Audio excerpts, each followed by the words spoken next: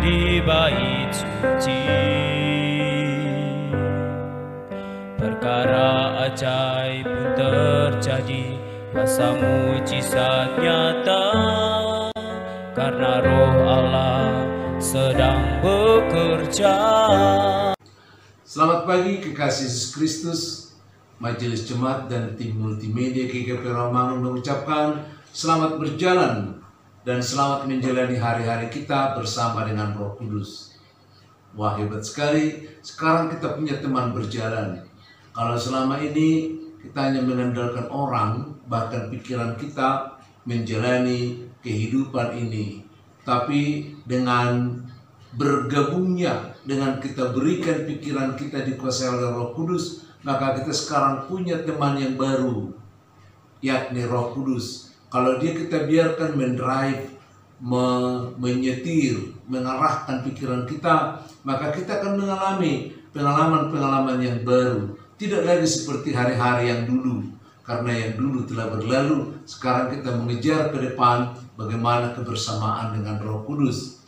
3 hari ini kita belajar tentang pikiran yang dikendalikan oleh Roh Kudus. Dalam rangka itu kita juga membahas bagaimana pikiran yang dikendalikan oleh Roh Kudus adalah memiliki pemikiran yang serba mungkin. Karena memang tidak ada yang mustahil bagi Allah. Lalu kemudian kita melihat hari berikutnya bagaimana pikiran yang disucikan. Ya, ketika Roh Kudus masuk, maka kita juga dikuduskan perlahan-lahan. Kita dikuduskan, dikembangkan, walaupun lewat berbagai tantangan dan pengalaman-pengalaman yang sulit kita lupakan. Dan itu semuanya membawa kita lebih tinggi seperti burung Raja Wali yang terus terbang dan melayang tinggi bersama dengan Tuhan. Hari ini kita melihat bagaimana pikiran yang mengutamakan Kristus, mengutamakan kehendak Allah di dalam hidup kita.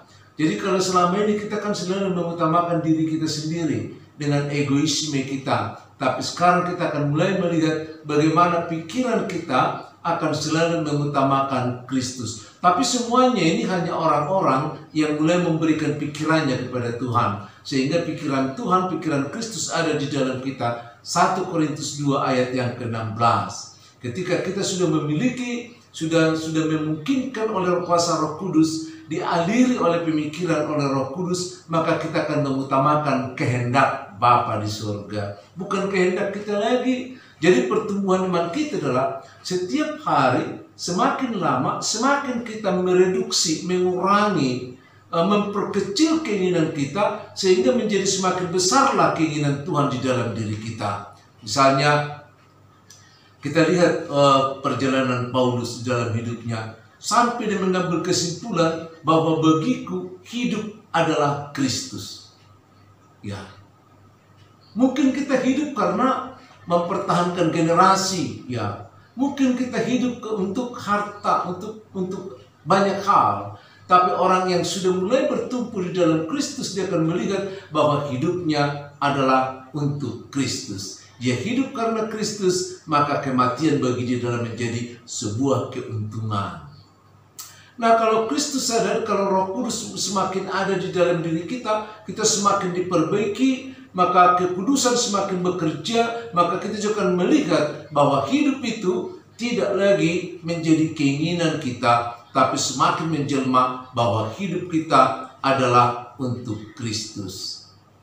Ya, sehingga kalau kita sudah mulai menyerahkan hidup kita untuk Kristus, maka hal-hal lain yang ada di dunia ini pun itu menjadi semu, ya, tidak menjadi perebutan lagi. Seperti Paulus katakan, ada terima kasih, nggak ada juga terima kasih. Dia bilang, aku biasa berkekurangan dalam hidup, tapi aku juga biasa berkelimpahan di dalam hidup. Artinya, kekurangan tidak mempengaruhi pemikirannya di dalam Tuhan. Kelebihan juga tidak membuat dia goyah menjadi tinggi hati di dalam Tuhan. Dia tetap berjalan sebagai orang yang pikirannya sudah dikuasai, didrive oleh Kristus. Ya, di situ dikatakan Tuhan Yesus juga memiliki pikiran yang sama seperti itu, sehingga dikatakan di Yohanes 4 ayat yang ke-34, makananku adalah melakukan kehendak Dia yang mengutus aku.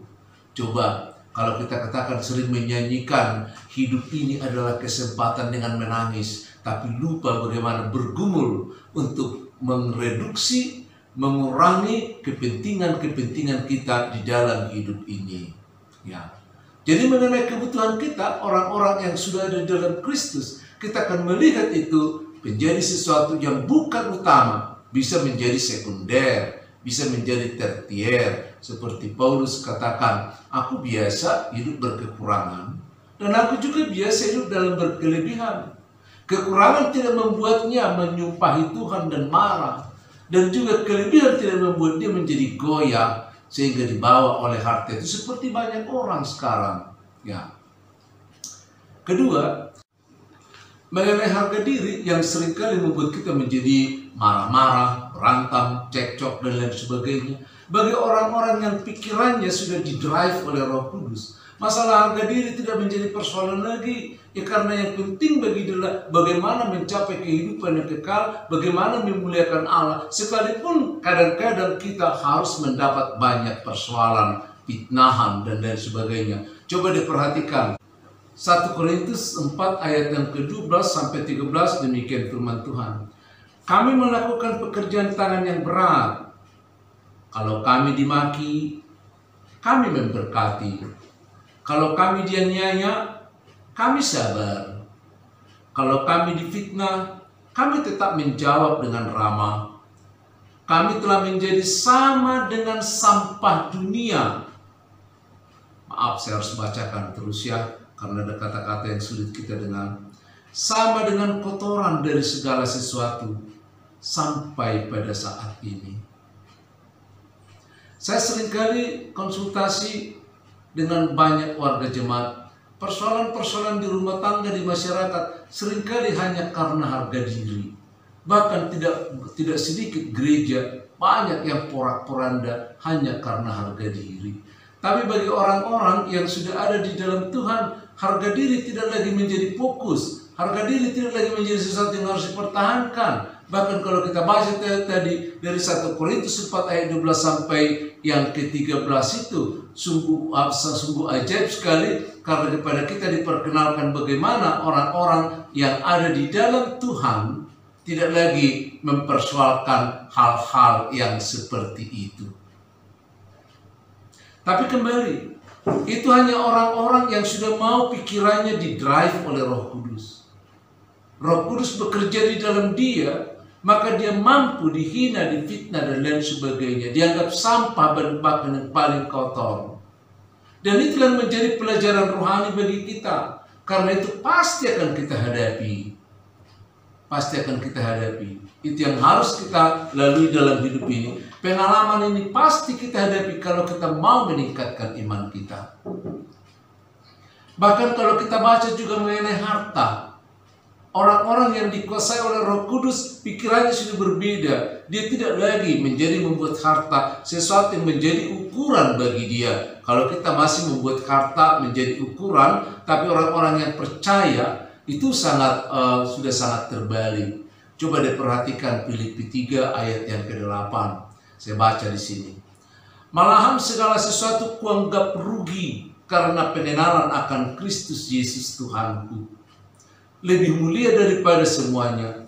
Oleh karena dialah aku telah melepaskan semuanya itu dan menganggapnya sampah supaya aku memperoleh Kristus. Bagi Paulus, jabatan pendidikan yang pernah dikecapnya, bayangkan 2000 tahun yang lalu Paulus sudah menjadi seorang sarjana.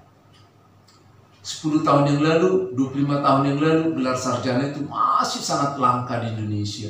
Bayangkan 2000 tahun yang lalu, Paulus sudah sarjana teologi, calon pemimpin.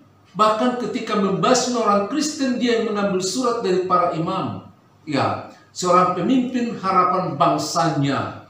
Dan semua kesempatan itu ditinggalkannya karena Kristus. Dan dianggap kemampuan, kelebihan yang dia miliki adalah sampah.